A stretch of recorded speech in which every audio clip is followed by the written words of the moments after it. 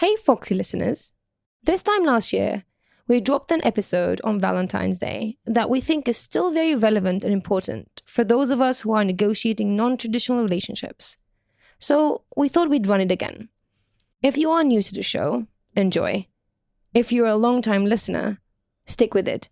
We think it's a good reminder. Hello. Hi. Hi. Hi. Hello. I'm curious about building open, authentic, loving relationship. I'm curious about jealousy. I'm curious about polyamory. Does it just mean that you're fucking all the time? How can I tell my parents that my partner is already married? I'm curious about How do you know when you're too busy to have another relationship? I'm curious about dominant and subordinate relationships. I'm curious about sexual health. How can relationships evolve with people as they grow and change? Before we jump into this conversation, I just need to make a note. My audio during my conversation with Effy wasn't great. And when we say change the noise, that's not what we mean. Instead, I am dealing with a few tech issues, but we are working it out. But we did not want to rob you of this conversation and this content. So hopefully you can let us slide on the audio for this one and really just listen for the conversation. Enjoy the episode. Welcome to the Curious Fox podcast for those challenging the status quo in love, sex, and relationships. My name is Effy Blue. And I'm Jacqueline Misla, and today we're talking about couples privilege and the experience of auxiliary partners. So before we delve into that, I just want to name that we've had yet another of my favorite, and I say that with rolling eyes, favorite holiday, Valentine's Day. Mm-hmm.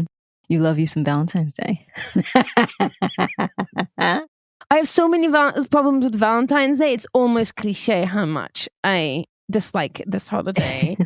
Just what it does to our society, to our understanding of relationships, about love. And I find it so destructive that I just rave on about it almost every year. And now that I have a platform like this, try to stop me, everyone. Yeah, I was going to say, if you want to hear Effy's first of all, your full dig down deep into the history of Valentine's Day, then all of your opinions about Valentine's Day, and then actually we snuck in some strategies for how you can celebrate Valentine's Day if you're in non-monogamous relationships, then go to episode 59 of our podcast, because you're going to get your fill. You're going to get all of the Valentine's critique that you can handle. So here's the thing. Like, I want to make a nuanced note here, if I may, since this is a podcast platform, I hopefully can. So the original, again, jump back onto episode 59 to understand the origins of Valentine's Day. But here's the thing. The origins of Valentine's Day is so me. It's like debauchery and ritual and almost dancing naked in the woods, as a part of this special day. Like the origins of it is just I love the idea of it. I love it. I really do wish we had those pagan St. Valentine's Day celebrations. Then count me in all day, every day. I'll be at the front of the Pride Walk for it. However, Valentine's Day as of today just sucks. It is so sterile and cliche and predictable and boring and entirely commercial that it adds to my annoyance with it, because the roots of it is just sounds so awesome. And then you look at it today, you're like, come on, everyone. That defines so much, so many things that had such promise at some point, and then we've destroyed it. Right? It's just, come on. I don't know. I feel very strongly about it. But what about you? What did you do on Valentine's Day? I didn't really do anything. I bought candy for the people in my life, because that's the thing you do. And so I did that. I was not with my partner for Valentine's, so I hid the candy in my drawer. And then that morning I say, "Happy Valentine's, look in my drawer." So it was like surprise candy. And then for my wife and daughter, I just like put it on the table. I'm like, "Happy Valentine's Day, there's some candy." That's it. Well, actually, no, that's not true. In the morning, I made heart-shaped pancakes for my daughter. But that's really our commitment to celebrate all of the holidays in big ways. Like we want as much celebration and wonder and joy in our life as possible. So we try to make a bigger deal out of holidays and non-holidays. So that was what that was about, more than my love for Valentine's Day. But that's it. There was nothing else Valentine's-y about it. Nice. Yeah, I just sat around, sulked, and just got generally annoyed by this was happening around me, to be honest. I'll be honest with you. That's kind of what I do these days. I'm sure lots of people did that, actually. No, I mean, even with like multiple partners, I'm just like, not today. Like, I'm not celebrating anybody, anything. With any of you. Any of you. And then just no, not today. Come back another day. Is where I find myself year after year these days, just like annoyed and grumpy. Just generally annoyed and grumpy at it. You're just like walking around, like yelling at things, and just like, yeah, I can imagine. I'm glad that I'm not spending Valentine's Day with you ever. Yeah. Right? But any other day, I'm like the funnest person to have around, you know? But not on Valentine's Day. I'm just want to kick people's shins. And let me add to this, just to add to my annoyance with Valentine's Day. It's one of those days when couple privilege and hierarchy in relationships are most pronounced and felt consciously or subconsciously by pretty much everyone, right? People who are couples, people who are not couples, people who are single or solo poly or secondary partners, and we're throwing secondary partners with air quotes out there. It's like, just to add insult to injury, that you also have this like Valentine's Day just like comes and like disrupts everything as far as I'm concerned. So honestly, transparently, I'm interested in this conversation as well, because I've only, I wouldn't say I've only known it, but mainly known couples privilege from being a part of the couple, and have unintentionally, well, sometimes intentionally, not intentionally in a bad way, not intentionally like on purpose, but like intentionally because I was thinking about my core relationship and not thinking about my metamor or my partner's auxiliary partner. Like I have put impositions in, I've put in rules in my day. There's been a guideline or two in my relationship, an agreement or such. And so I know that you have had much more experience within being an auxiliary partner. I think I had very limited. At one point I dated somebody, and on our first date, they told me all the things that we could and could not do. We could not go to a concert together. We could not hang out on Sunday afternoons. There was a nice little list. And I was like, okay. But that was really it. And so I would like to know more and be better and continue to self-reflect. And so I'm excited about this conversation for that purpose. Sure. Yeah, I've definitely tried all different combinations to what they feel like. And I've spent a considerable amount of time as auxiliary partners in different relationships. And, you know, I've got experience and I can definitely talk to that. I feel like we should just start from the beginning, right? So let's talk about couples privilege and even step back even further to really zoom out and look at privilege. Like what is privilege exactly, right? So privilege is about how society accommodates you, essentially. It is your lifestyle, your choices, the way that you show up just seems to flow with society's expectation of the norm. Again, I'm throwing the norm up in air quotes, right? It is all about the advantages that you think are normal, right? Because you are deemed to be normal. Okay, so that's kind of what privilege is. What it isn't, right, is it's not really about you. Right? It's awarded to you. It's not your fault. It's not anything that you've done or thought or said, right? And also, just because you have privilege, it doesn't mean you're taking advantage of it or you're cheating or that you are imposing your privilege on anybody else. Privilege is not inherently bad. It really is, right? When that is applied to couples, and you have couple privilege, it's essentially the advantages that an established couple has over other relationships or single folks. That's really helpful, and that makes sense to me. I think what I'm hearing you say is that privilege is not something extra that you get, which is often what people say, is that they did not have a privileged life. And I think what they mean is they didn't have an inheritance. They didn't have easy access to their father's IT company. But what I'm hearing you say is privilege is just about society designing something around you, around your straightness, around your cisness, around your whiteness, around your monogalousness. And it's not anything that you have to do. It just in being, because you are naturally a part of the majority, the design is designed around you. Exactly. That society bends to your will without really putting up too much of a fight is really what it is. And when it's applied to couples, it is just the way the society prioritizes couples in its hierarchy. The important thing about privilege that it is awarded, right? It is awarded, and it is actually a passive label, if you will, as opposed to hierarchy, right? Which is enforced, right, by those at the top of the pyramid. Right? So hierarchy is not inherent in privilege, but it does show up in relationships. Yes. And couple privilege is often talked about in the context of hierarchical relationship and the secondary partner, because it's most pronounced when a new person is added to an existing relationship. Right?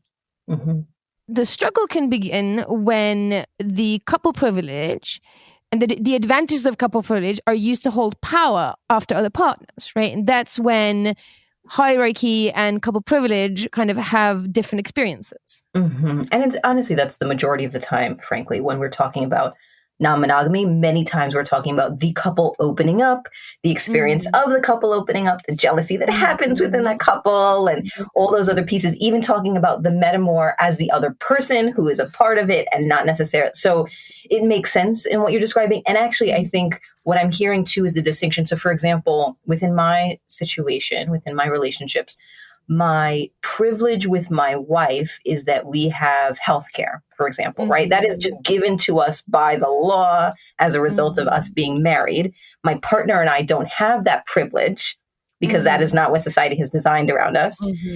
And then with hierarchy, my partner coming into the relationship with, once I was with my wife, there were certain things like my wife and I spend Christmas together that week, or we go every week away for, to a warm place in the wintertime, or those things are fixed and she has to adjust around those things. That's an indication of some hierarchy versus privilege, from what I understand you saying. Exactly. And I think this shows up in like other relationships. Like you have a daughter, and I assume that relationship is a privileged one and is hierarchically at the top of the totem pole. So it doesn't necessarily have to be only in romantic relationships. I think it's worth just understanding privilege and hierarchy and then kind of reflecting on it without a value judgment, right? And saying like, how are you handling it? And if whether people in it agree or suffer and are oppressed by it is really what we're discussing here, rather than saying privilege is bad, hierarchy is bad, and you stop it all, right? That's definitely not what we're saying here. Yes, I agree with you. Right. There's nothing wrong with any particular form of relationship construct, as long as the folks in it are happy and thriving. And the moment that is not the case is when we are offering up some suggestions and alternatives to consider. Exactly. And also hierarchy, like, we talked about your relationship with your daughter, right? That kind of has a natural hierarchy, right? And here it's worth just taking a second to talk about different types of hierarchy. There's like descriptive hierarchy, right?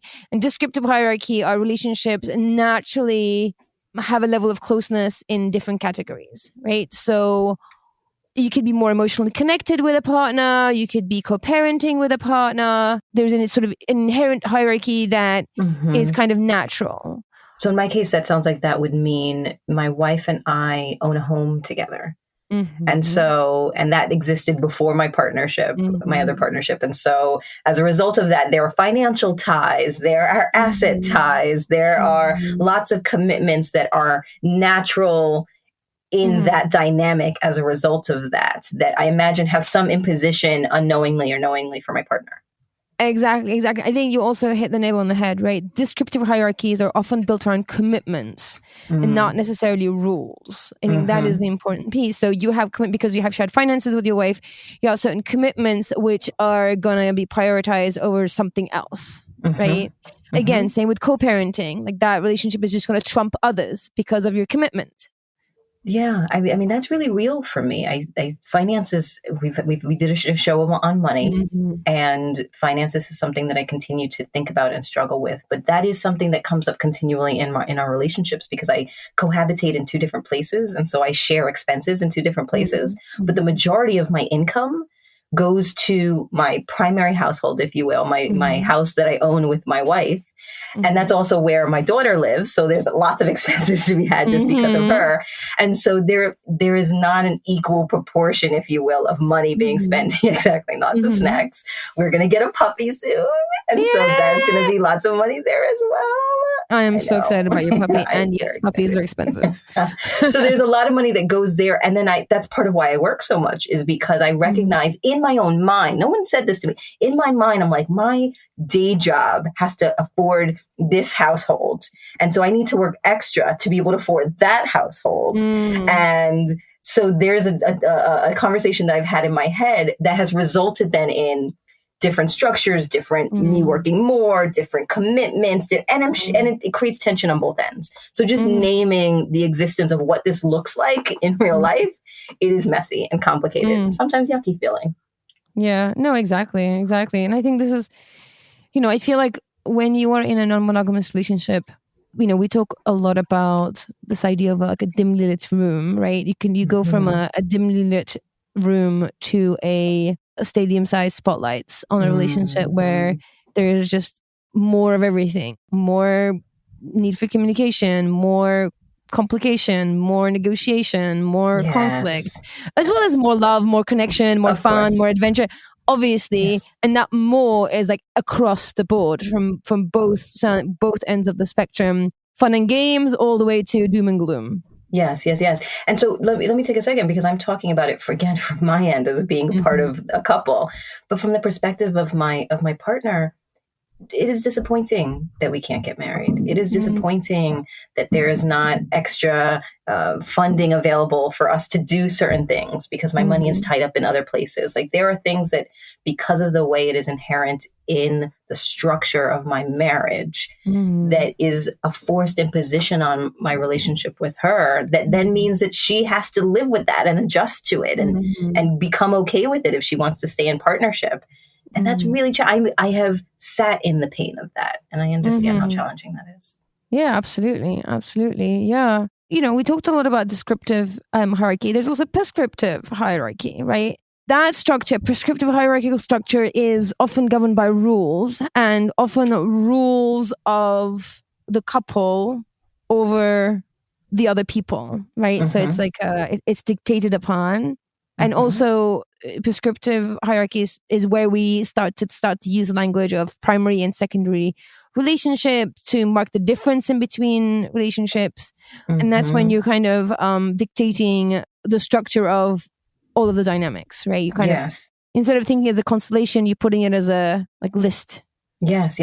Okay, I can think of some examples of that. Certainly, I think when my partner was with dating somebody else, there were conversations around fluid exchange, for example, and we certainly had couples privilege in that way, and that was not something, at least in the beginning, that felt comfortable somewhere else. Or certain days of the week, like not being able to see somebody right before they saw me, and those were things that then were imposed upon that other relationship based on our agreements and commitments that were very prescriptive, right? That was not just natural. We sat down, had the conversation. I'm sure that I was the one who brought some of those things up and was like, hey, in the beginning, this would make me feel more comfortable.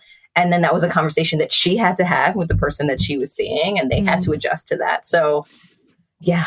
I mean, often you hear things like, when I work with the couples and they're at the beginning of their journey, they'll say things like, I want to meet the person you're dating. You're dating somebody, after 3 dates, I want to meet them.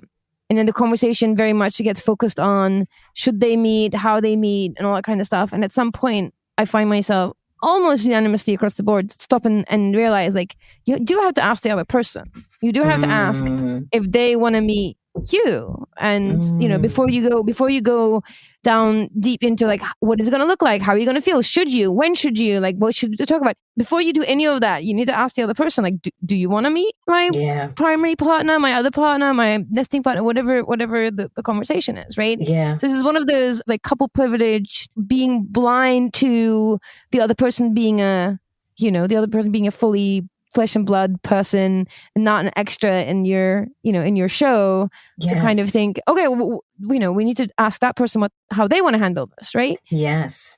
I want to pause there for a second, because I think that is 100% right. Two things stand out for me. Number one, this idea that the couple is the protagonist and that these other folks are just like characters in their story. Right. Not even characters, like extras. Right, exactly. And so we define all the things, and your script is written based on our story.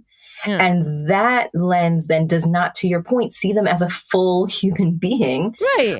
And I think what actually is challenging is when a couple is opening up, which is often how we're talking about non-monogamy, there is probably some impetus to that. Unless both folks have naturally always felt non-monogamous and now they're finally comfortable saying it, there has been either a lag in their sexual activity. There's a distinction between how one person wants to be social or date or flirt and the other person, but there's some gap that needs to be filled. And often then folks are looking for someone to fill that gap, that sex gap, that kink gap, that romantic gap. And then does that mean that the auxiliary partner is broken down to just that little piece, just a little puzzle piece that's fitting into my life and my relationship, and not like a whole human being who actually has their own needs and wants and desires for a relationship?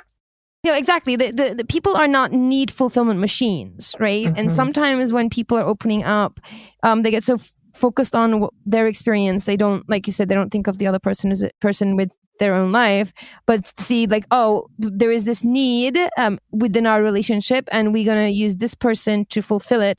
And that is it. And I think that could definitely be, one of the struggles. And I love that, we already start using the term auxiliary partner, right? Which is something that I've been using in my practice for years now. I find the secondary, tertiary language to be problematic because it assumes hierarchy where there is an inherent hierarchy unless it is agreed upon, right? Just because I am talking to a couple and we might be talking about their other partner, by calling it secondary, I am assuming automatic hierarchy, which there doesn't need to be a hierarchy. And I think when we have language that automatically offers a specific dynamic, then it's very hard for us to think about it in any other term, right? And that's why I start talking about the other relationship as auxiliary relationships, which speaks more to the constellation than to the value order of people. Right? Yes. So an auxiliary partner just means, this is the core partner, often a couple. Sure, that is the couple privilege, right? And then there is an auxiliary partner that fits to the structure from the outside, and there is no inherent value judgment there or value order there. And then all these people, 3 people, 4 people, whomever, can think through what the design of this relationship is going to look like without necessarily being top down. Yes, right. They can redesign it so that it doesn't feel that way. Or, it makes me think of the episode that we did last week with Professor David Buss, and talking about how we categorize people. You're an 8, you're a 7. Now you have a better job. You're a 9, and our desire to put people into hierarchy. And so it seems similar to that, in that we are specifically naming this is what that structure looks like, and as a result you are secondary to that person who is primary, where the language shift that you're recommending is auxiliary and core has to do with defining the relationship and not the person. I like that a lot. Exactly. And I think it's important. Again, this is not about pro or against privilege or hierarchy. It's just being conscious and dynamic with it and making some decisions. And understanding the simple dynamic that privilege is given and hierarchy is a choice. And you get to make choices. Yes. And I want to go back to what you were just saying about, or what we were talking about in terms of being an extra in their story or meeting a particular need. That may work for somebody, right? Like, so for example, right now in my life, if somebody, let's just put it out there and name it. I have no time for other partnerships. There is no bandwidth or capacity. But imagine if there were, and someone said, I really just want someone to travel with and have like amazing romantic sex, and oh, okay, sure. That's not do the bills, not help you with childcare, not like have conversations around, who's going to pick up the laundry. Sure, that sounds great. So I imagine that there are times when fitting a particular need or gap actually feeds everyone. I think the key is having mutuality, right? I think if one party has needs that are not being fulfilled because they're just in service of this gap, I think that's when it breaks down. And I think if everyone's in alignment, like you said, your lifestyle, what you need right now happens to align, or your connection, maybe, I mean, I've definitely have had people in my life that I've had, intense, amazing, fun, great sexual chemistry, sexual connection with, but frankly, just wouldn't have dinner with because we just didn't have anything else in common, right? This is not a value judgment or think of people, good or bad. It's just the connection is what it is, and we honor the connection and enjoy our time together, and respectful and kind and communicative to one another, and it's okay. It works. It works. So just because you're doing this one thing with a certain person, it doesn't mean something is wrong with that relationship. The important piece is that there's mutuality across the board. And mutuality, not just within the relationships, right? Within the core of who's in those relationships, but mutuality also with the people around you. Because we started off by saying that privilege exists because the culture, the norm, society creates it so. That doesn't change just because now the 2, the 3, the 4 of you have decided on a different structure. So that's a challenge. For sure. Yeah. There's still very much this idea of the real relationship, right? And it might not be felt within the relationship dynamics of the people, but it can definitely be pointed out by other people. They're outside the relationship. And I think it's one of the very few times where I have really struggled in my polyamorous relationship is when I actually felt this myself personally, firsthand, when my partner at the time, his sister was getting married, whom I met. I met his sister and his sister's fiance. I actually spent a weekend together, all of us, he, his wife, myself, them. And then we emailed and texted after that and stayed in somewhat of a touch. And then when they were planning a wedding, they decided that it was going to be family only. And they had asked, so my partner at the time had actually said, yeah, guess what? They set a date, they're getting married, and it's going to be in the UK, and kind of gave me the dates. And then, a few days later, he had to come in and be like, hey, listen, about that wedding? So they want to keep it to family only. And they were very clear that it was, me and my wife. And that because the relationship that we had just didn't count as family and wasn't validated, And at that point, we'd been dating for 4 years. Wow. I'd been a best man at their wedding. We're practically cohabiting. We're definitely living in the same building. Very connected. So at that time, I'd very much considered, we all considered each other as family. And it was one of those rude awakenings or, just bumping your head against an invisible wall when I was told that our relationship didn't count as family. This is couples privilege. This is hierarchy. But it's being applied from the outside, right? So that's another point of view to consider. Yeah. How did your former partner react to that? Because that's a tough position to be in. I think he handled it considerably well, given the situation. I think what he learned from it, we all learned from it, is that we, at the time, were very much living within our bubble where we had a very supportive community and a lifestyle, and we just weren't expecting something like this. And the reason why, I think where he screwed up was, without getting a confirmation that all 3 of us were going to the wedding, he kind of approached me and wanted to share his joy and excitement and say, yay, they finally set a date and say it's happening. And I think what he learned from it is I should have really made sure that this was something that was available for all of us.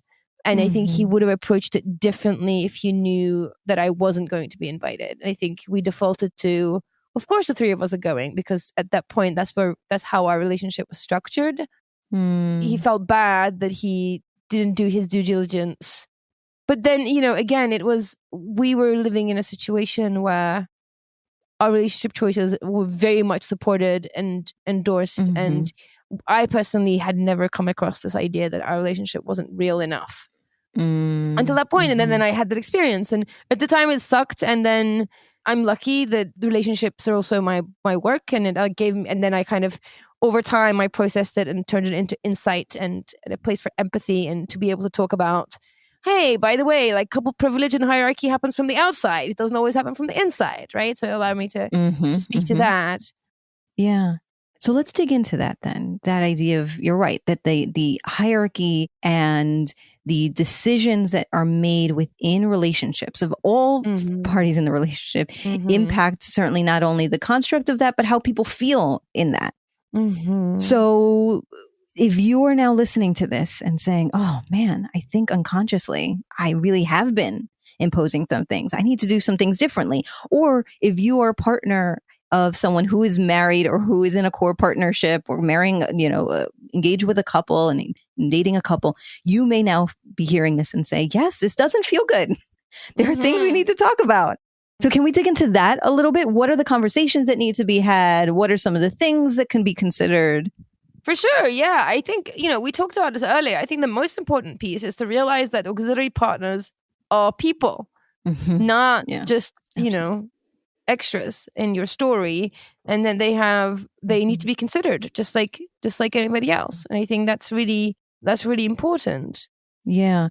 I remember when Lola Jean did the threesome workshop for us, and that video I think is on our Patreon. And in that conversation, she talked about that. There's so much dialogue around what the couple wants to experience from the third person and that they, the wildness or the this and that, and they're going to tell that person all those things. Now, unless it is a sex worker, which is a great way to do that. And then you can say all the things and they still need to be considered what they want, what they feel, comfortable in their boundaries.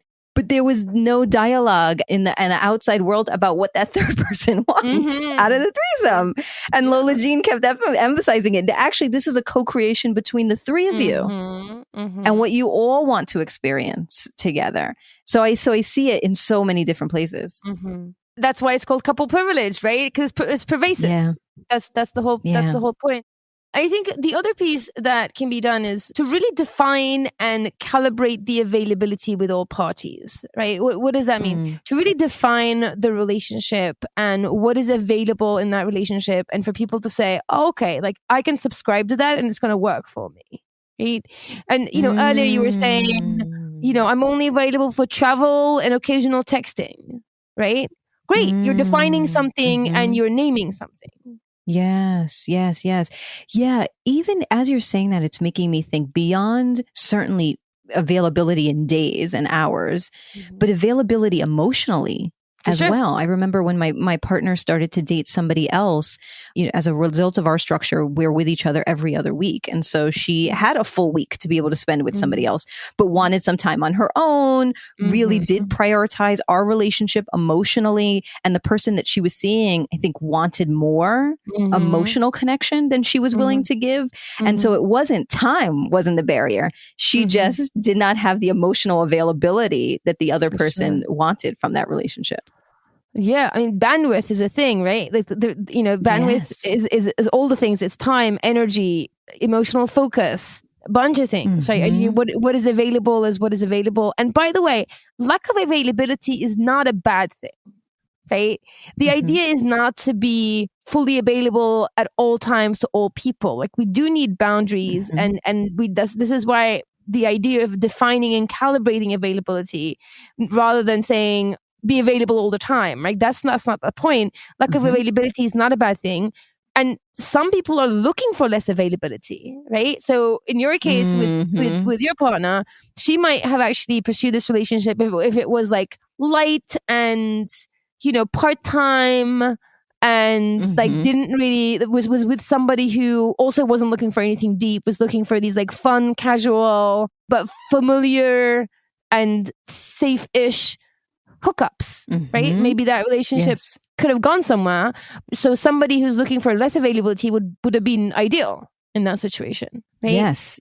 I have a friend who is loves her work and is really passionate about her side hustle that she's bringing up into a full business and has dedicated lots of time to it, and was dating someone who wanted more time and attention.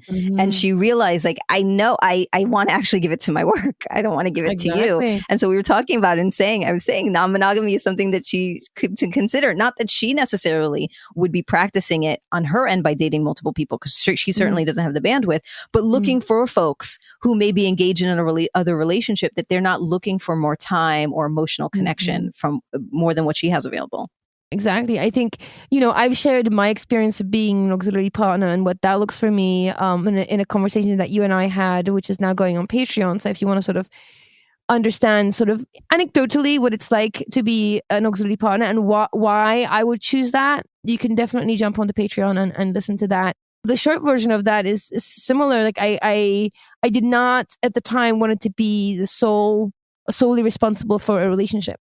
So it worked for me that everybody that I was dating at the time were in committed primary relationships, and the responsibility of that fullness of a relationship was met somewhere else.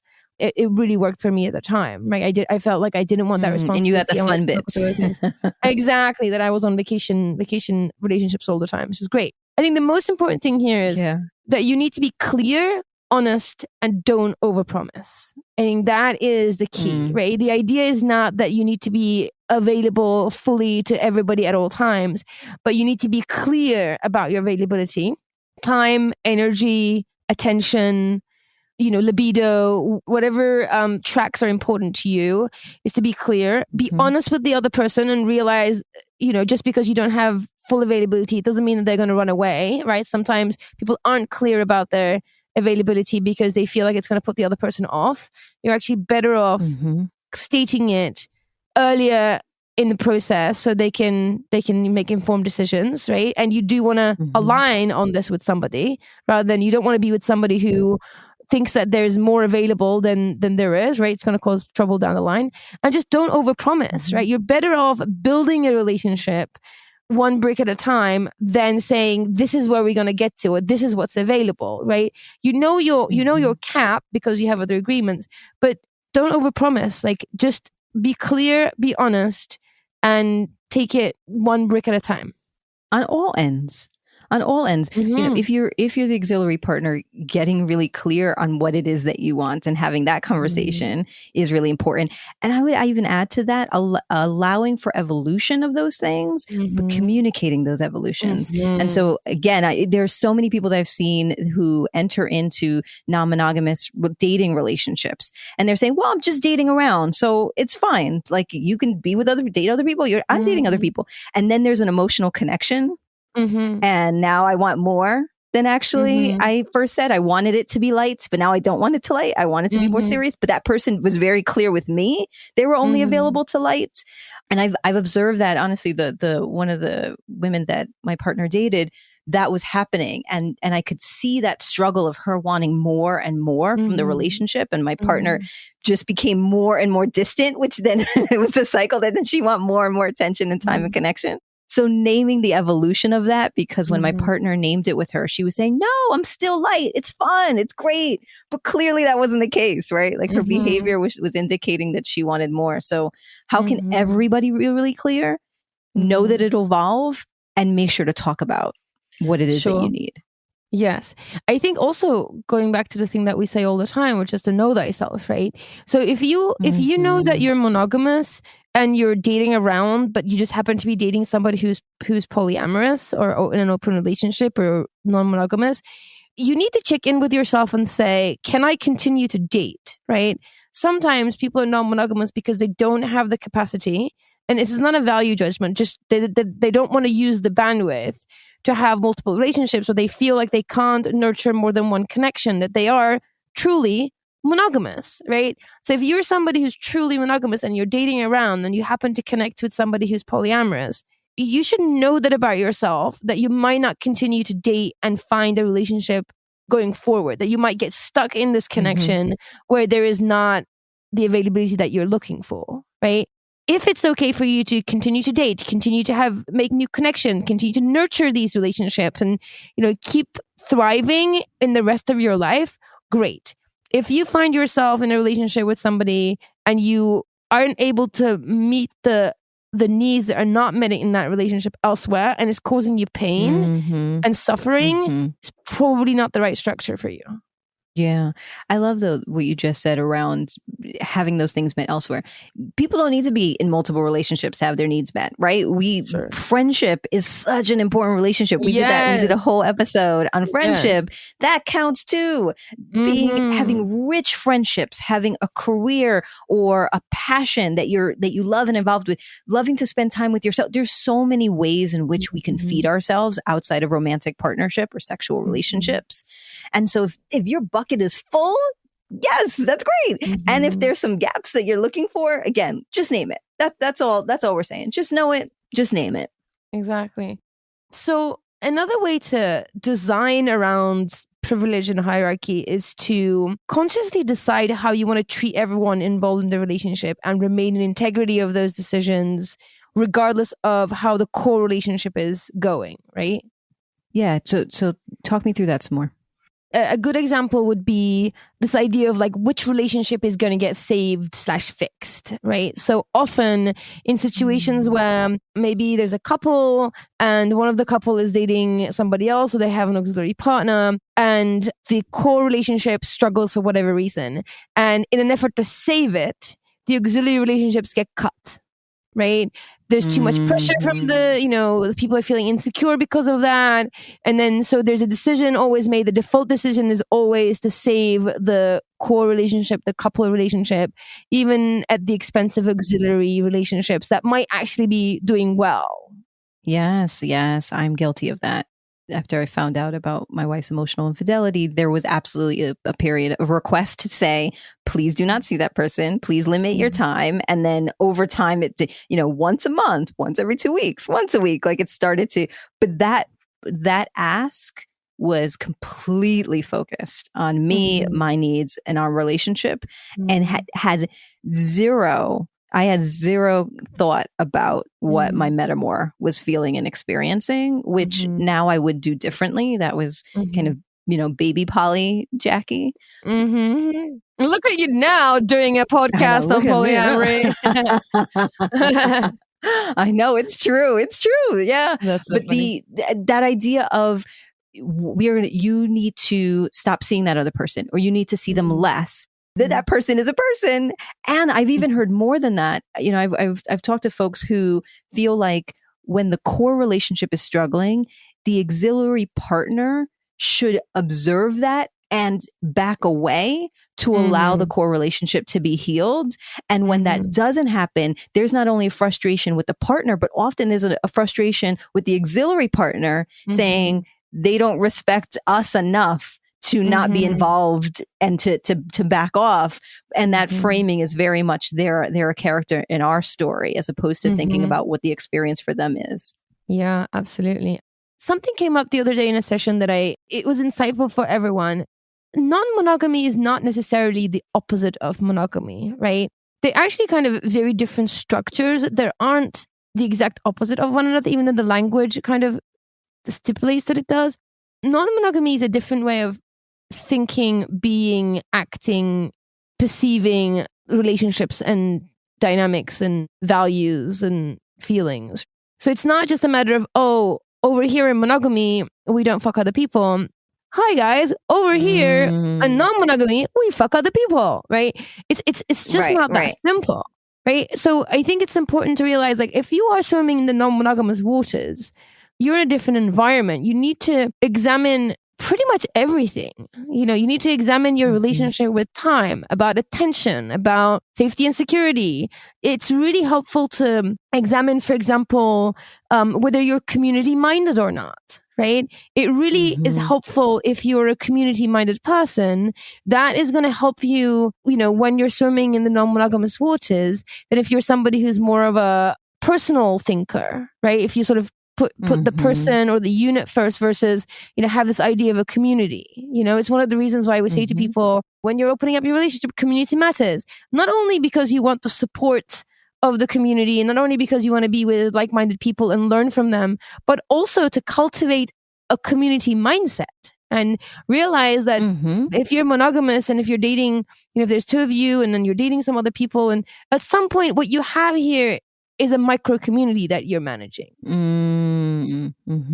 It's really worth thinking about non-monogamy in a more expansive way than, hey, over here we don't fuck other people, hey, over here we fuck other people, and it's done. Yeah. And it's hard to do this. We can say it really easily. I could stand here on this podcast and say it is hard. I remember when, after I got married, it was our honeymoon, and my wife said, well, I want to make sure to build in some time to connect with my partner, not here. And first of all, I was floored. I was disgusted. I was just like, what? Like, how could that be? Like, it should be about me and us. And like, right. Many years later, now that I have a partner that I'm deeply committed to, I get it. At the time, I was shocked and appalled. What? I was absolutely saying, no time. No, you can't do that, because it hurt. The idea of them talking hurt. And so just because we're saying, oh, make sure you consider everybody, and like, make sure you consider everyone's needs. And yes, do that. Yes. That is, because I think it'll make things a little, like, that framing may help in your decision making, but it is not easy to do that. And it's not easy to be the person who is trying to navigate that. I have been on vacation myself trying to figure out, how can I connect with my partner in a way that doesn't feel distracting or disrespectful, or so in all spaces and places I've been, in this pattern, and it's not easy in any of the ways. For me, at least. I'm sure there are many people out there that it is easy. I'm not there yet, but I'm building the muscle. I'm just thoughtful about it, and I just keep doing it and keep doing it and keep doing it. And then I build a muscle for it. Yeah, absolutely. And it's not, relationships are hard, period. Non-monogamy requires more work because there are more people and more relationships, period. Non-monogamy requires us to swim against the status quo because of privilege and how society is structured, and we just talked a bunch about that, right? So the conditions are hard for sure, which is one of the reasons why you need to be super clear to why you are going down this path. What is it that you're trying to create? What is it that you're working towards? Why put up with all the stuff? Why the extra effort, right? Why do the work to become more emotionally flexible and sort of be open to expansion and growth, right? All this stuff is like pain, hardship. Like, you need to be clear to why you're doing this, and that is what's going to get you through. That is what's going to make you examine that stuff and make different decisions, even though it's not the obvious prescription that's given to you. And in that, I think there's a level of ownership once you do that thought, because one of the things that I've seen and experienced in folks that I've coached as well is, when one person is creating more of the, I was going to say rules, agreement. Well, I don't know if they're agreements. It may be more like rules in the beginning. And the other person has agreed to live with that. The way in which they are communicating that to the auxiliary partner is also really important, because it's not just mutually agreeing to something. Once you agree to it, you got to own that thing. Right, exactly. Because it's an agreement and it's a commitment, and it is not something that you just pass on from one partner to another. Right. So for example, if you and your partner love going to the beach, and one day your auxiliary partner says, let's go to the beach, but that is an agreement that you have made and agreed to, that the beach is sacred space for you two in your relationship. If you said, I would love to go with you, but my wife won't let me. Like, she's not going to be happy about us going. So we got to pick something else. I'm sorry about that, but that's an agreement that we had. That's not the best way to communicate that message. That doesn't take ownership. It is creating now a rift between the two metamors. Not the best strategy. No, it breeds animosity. It's also immature, and I don't mean that in a value judgment way, but immature in terms of like, oh, my husband won't let me, or my wife won't let me, right? We are adults in adult relationships with autonomy over our lives, right? You're agreeing to a request, right? You're not a child and not someone's giving you permission to do something. That if you agreed, then you agreed as two adults that had a common thought and a commitment in between, and you both subscribe to that. And that's where you stand. So you need to be able to stay in integrity of that from your own stance, rather than get to a place where like, yeah, my wife won't let me, my husband won't let me, my partner won't let me, right? That's an immature way of thinking about things. Yes. And so the alternative then is either don't name that agreement or boundary and just suggest something else. Oh, instead of the beach, why don't we go to the amusement park? I think that would be so much fun. We can go to a water park together. Just change it something else, or say, honestly, the beach is a sacred space for us. And so let's find some other place and some other way of enjoying this summer that feels unique to you and I. Let's create some spaces together that feel good for us. And in both of those ways, you're owning it in that you are not blaming your partner for any of the restrictions that may exist within the partnership. Exactly. And you're not breeding the sort of this contentious dynamic, which you don't want to come up and bite you on the ass down the line. Yeah, and it puts one person in power, right? I remember when my partner was dating somebody, and we had some guidelines around like fluid exchange and some of the toys that could be used and things like that. And it sounded like the person who she was with wanted to do some of the things. And I believe that my partner at the time, said, I can't, but let me ask. Let me ask to see if that's something that we can do. Right. So now that puts me in a position of power to like say yes or say no. And like people are going to get mad and sad because I said yes or said no. So like that's like I become a villain in the story. But I also that power then demonstrates to me like, oh, I now own the show and I get to map out what this story looks like. Right.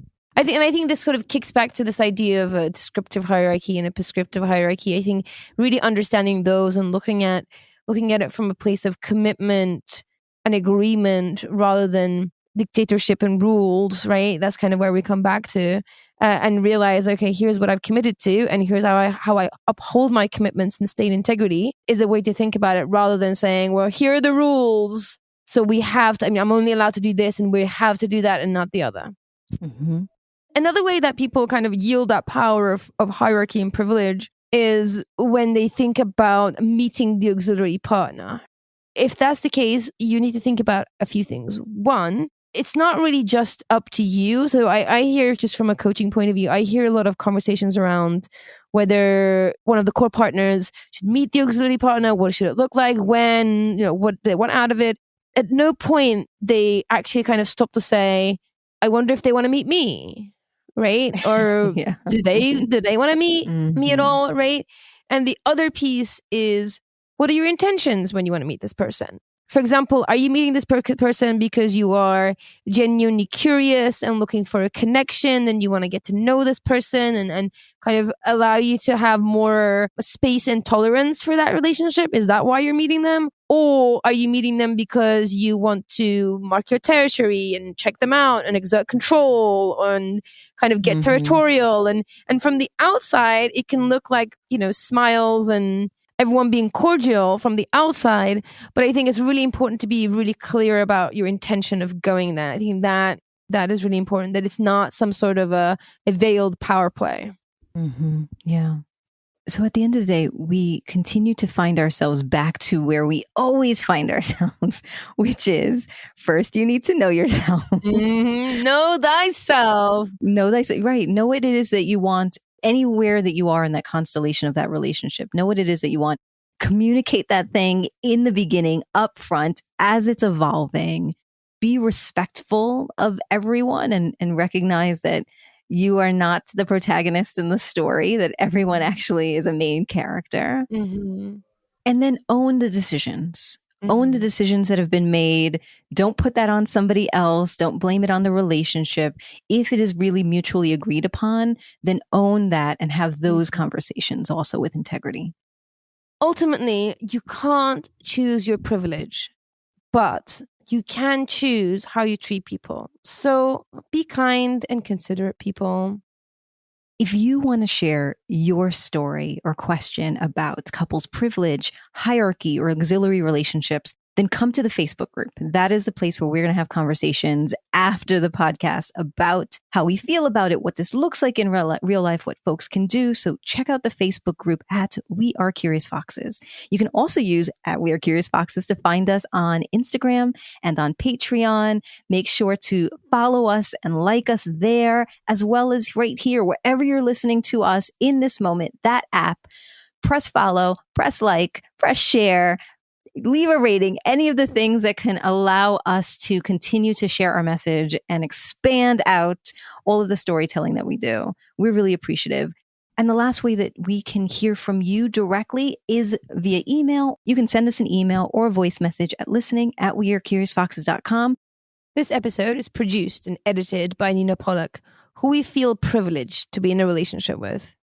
Our intro music is composed by Dev Saha. We are so grateful for their work, and we're grateful to you for listening. As always, stay curious, friends. Ideally, auxiliary partners are essentially... Hold on, there's been an earthquake. Whoa, we're having an earthquake. 1 second. Oh, wow. Hold on. Yes. Oh, aftershock. Right, okay, so we had an earthquake. Onwards. The world like was annoyed by your disdain for Valentine's Day. It like shook in protest. Literally. You will fall in line. Yes. Or it reflected my annoyance and That's shook in support. Whichever way that. you look at it. But yeah, anyway. Okay, the let's go earth back. beneath me shook. Let me just get back into it. Exactly. I was just going to say it pisses on everyone's relationships, but probably not. Let's not say that, Nina. I can hear Simone in the kitchen singing to herself. That's funny.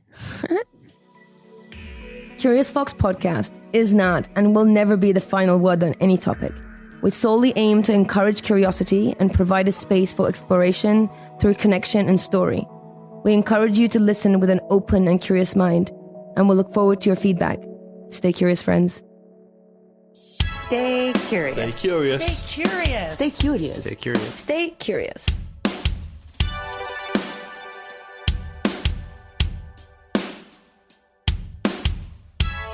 Stay curious.